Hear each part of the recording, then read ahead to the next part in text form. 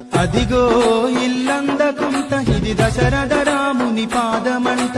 ఇదిగో ఇల్లందకుంట ఇది సీతమ్మ ఆత్మదీపమంట.